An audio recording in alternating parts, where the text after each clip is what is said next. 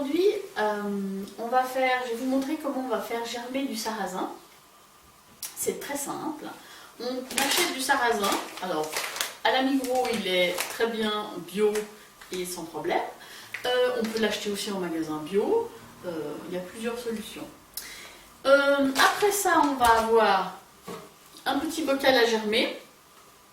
Alors, ceux-là, c'est quand même le luxe. C'est le luxe, enfin, c'est le produit de luxe. On peut faire aussi avec des bouteilles, des fonds de bouteilles en plastique qu'on va couper. Et puis on mettra un petit bout de tulle avec un élastique au bout. Ça, c'est aussi possible. Donc là-dedans, on va mettre le gel de sarrasin, les graines de sarrasin comme ça, dedans.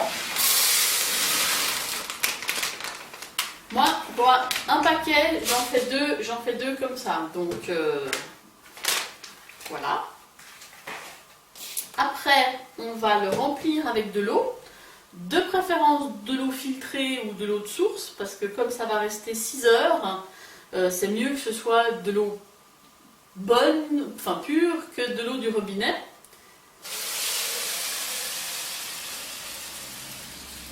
On met jusqu'en haut, voilà. Et puis là, on va gentiment le secouer un petit peu. Avec ça, ça permet de stimuler un petit peu, on le réveille en fait quelque part. On va le réveiller et on va le laisser comme ça, à température ambiante, dans un coin tranquille, pendant 6 heures. Donc, voilà.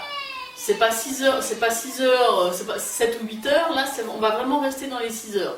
On est d'accord qu'on va pas pinailler à 6 minutes 30, enfin 6h30, on est d'accord. Oh, voilà. 6 heures après, on va l'égoutter, le rincer abondamment, parce qu'il faut que l'eau soit complètement claire.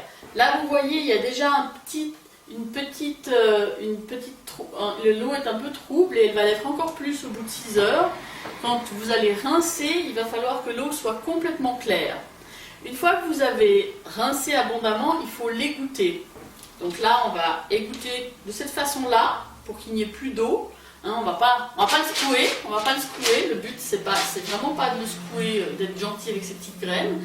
Hein, on fait attention de vraiment bien égoutter comme ça et égoutter complètement. Moi, je le laisse après encore pendant 1 heure dans l'égouttoir.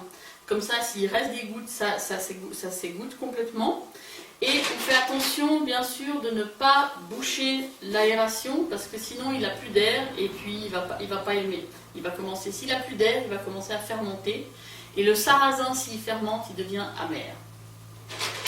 Donc, après qu'on l'a fait égoutter comme ça, on le laisse entre 24 à 36 heures à température ambiante dans la pièce. Jamais au soleil direct, mais dans un endroit quand même assez lumineux. Bien entendu, la température idéale pour la germination, c'est entre 16 et 24 degrés. C'est sûr que s'il fait 28 à 35 degrés dans votre pièce, ce qui peut en été être fort souvent le cas, eh bien, ça va aller plus vite. C'est simplement que ce sera peut-être 24 heures au lieu de 36. Il faut vraiment vérifier que le sarrasin a la petite pousse, comme vous allez le voir.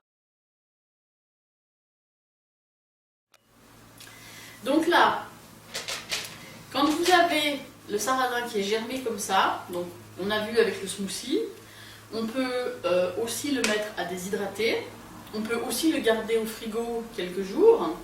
Si vous le gardez au frigo, vous le mettez dans un Tupperware avec un papier ménage en dessous pour absorber l'excédent d'humidité et en garder quand même un petit peu, parce que s'il n'y a pas assez d'humidité, le sarrasin va sécher et il va pas aimer. Donc là, on va mettre tout ça donc sur la plaque de déshydrateur et on va les déshydrater.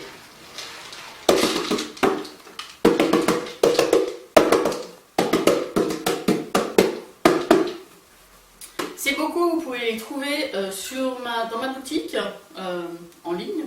Et puis, on peut aussi le trouver dans d'autres endroits si jamais. Voilà. Donc là, on étale le sarrasin. Après, on va le mettre... Moi, je le laisse facilement 24 heures dans le déshydrateur.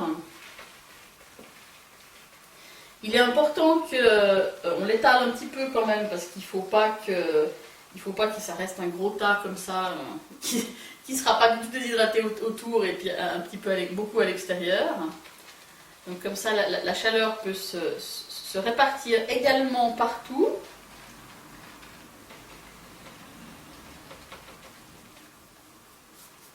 Voilà, ça on mettra au déshydrateur après.